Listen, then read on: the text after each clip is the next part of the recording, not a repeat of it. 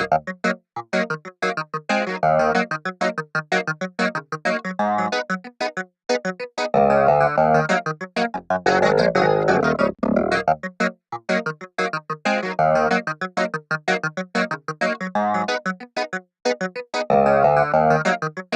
back to the Gospel Package.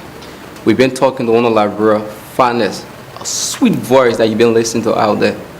Maybe you don't know him in person sometime. And I think you already heard some of his story that he explained to us.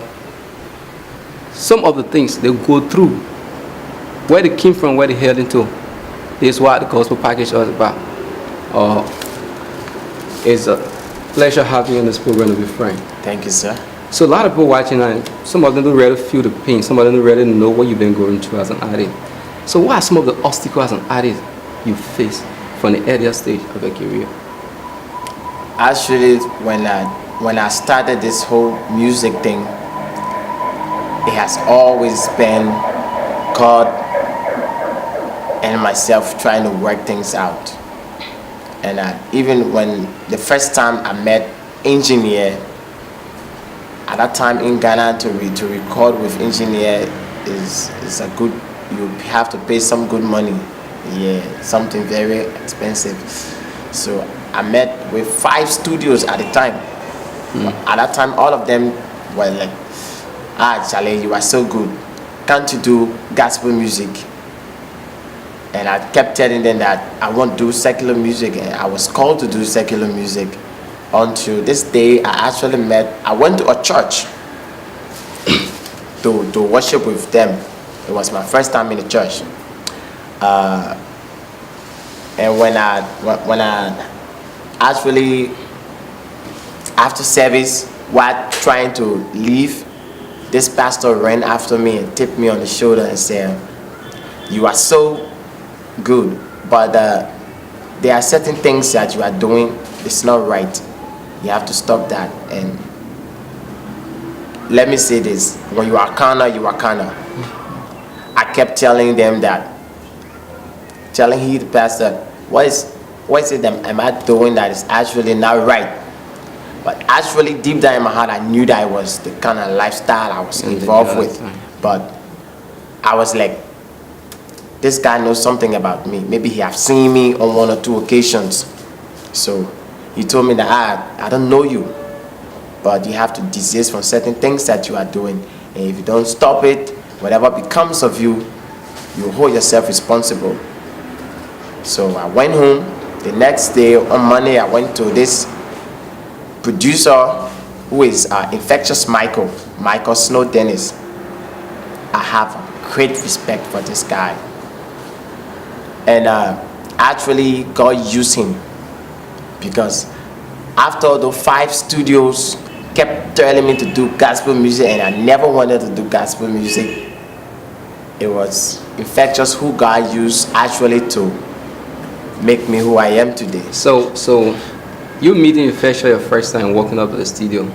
They just walk up and just say, yeah, Infectious, I want to do a song, say, yeah, enter, or a tax price for a song to be paid? Yes, actually, when I went to Infectious at the time, he was in Ghana.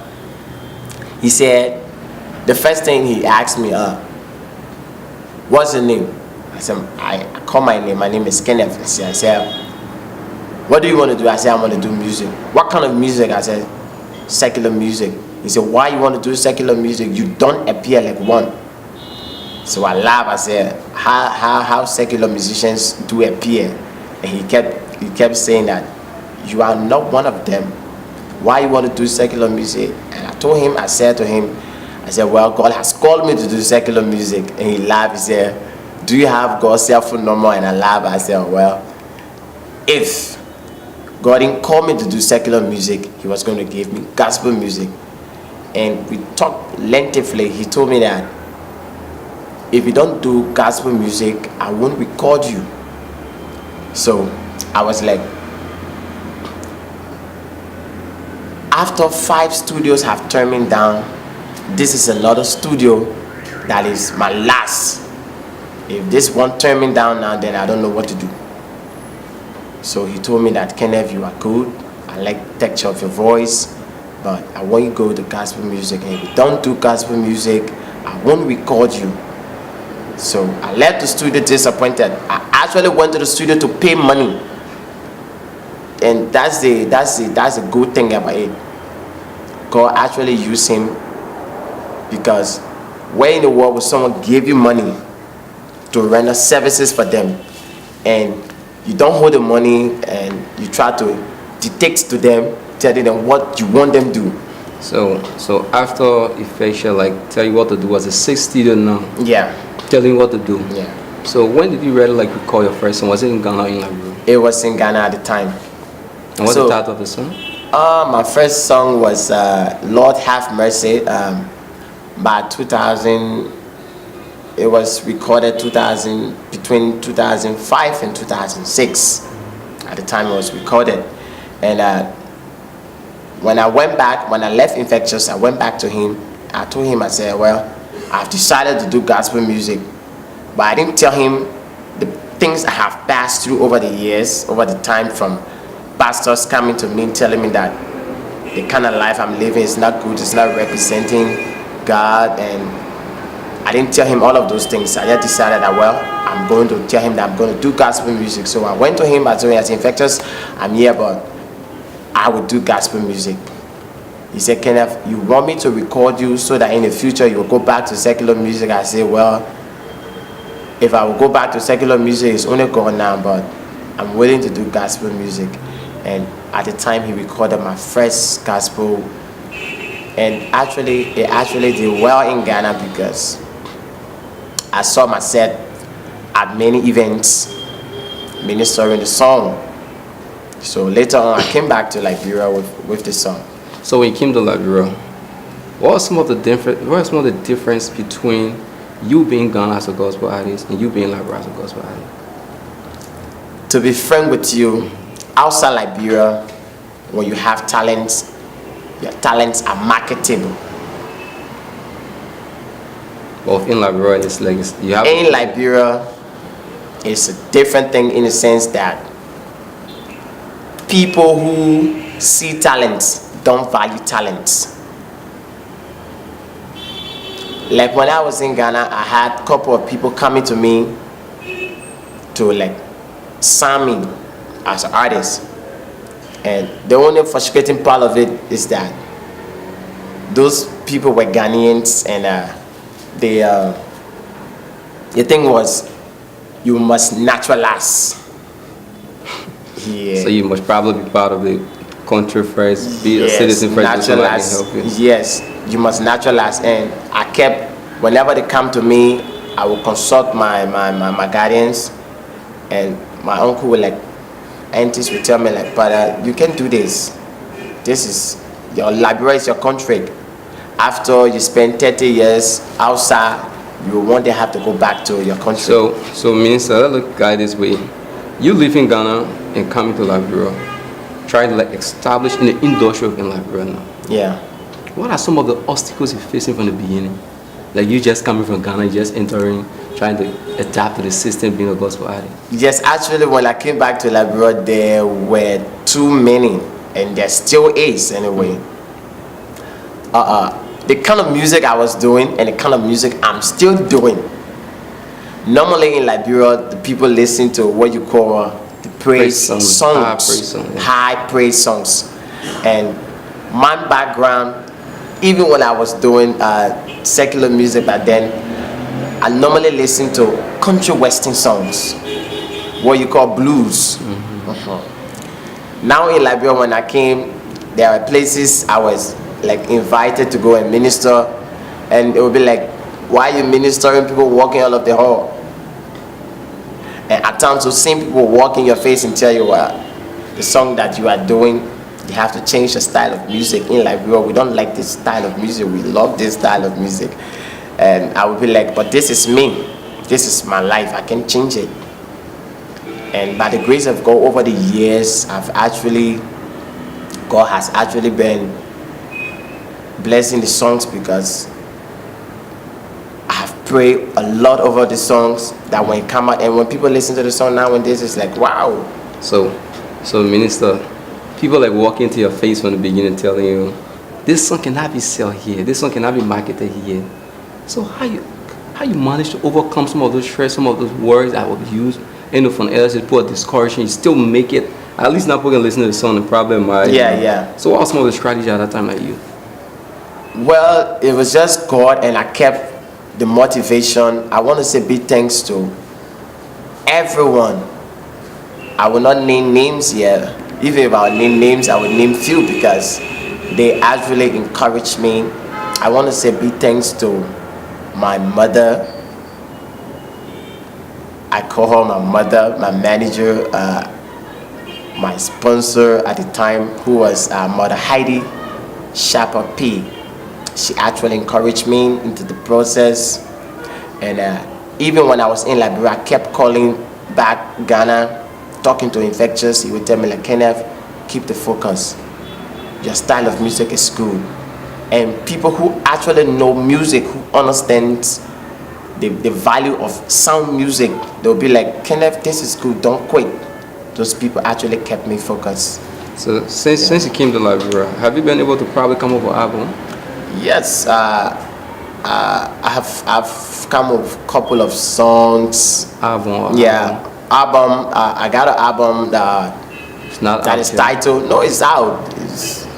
It was launched 2015, 2016. Yeah, around the Christmas time. It was launched.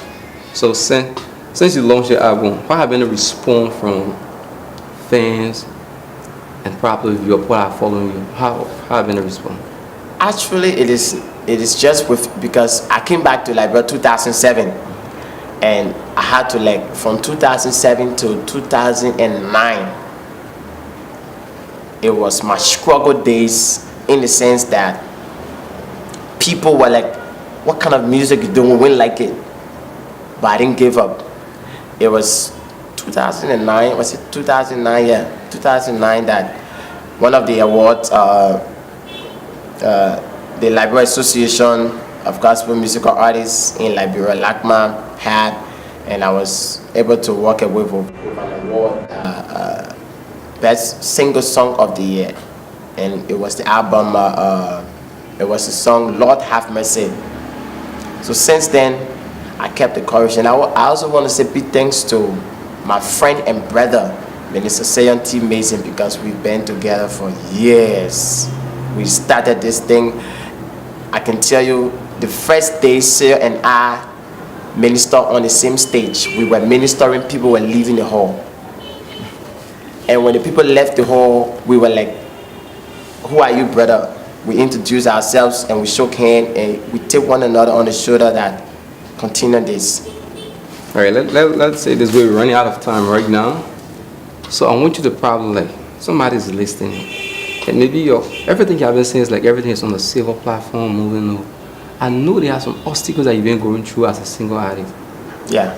I know there are some things you've been going through and probably need a touching hand from somebody. Being in the industry in Liberia is not something easy. We which know of course that. I've Oh, yeah. experienced. Your first launch in Liberia, how was the attendance like? Maybe getting everything in place and seeing the attendance, they were filled and cried. Was it okay for you? After a maximum publicity of the album, people have heard the song, they have watched the videos, I received call like crazy every time. Surprisingly, launching of the album, I had a very poor tenor, and yes, that's the thing about Liberia anyway, because good things in Liberia at times is hard to see. So the tenor was very poor.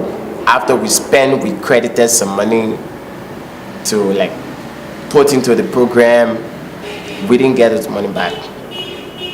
Yeah.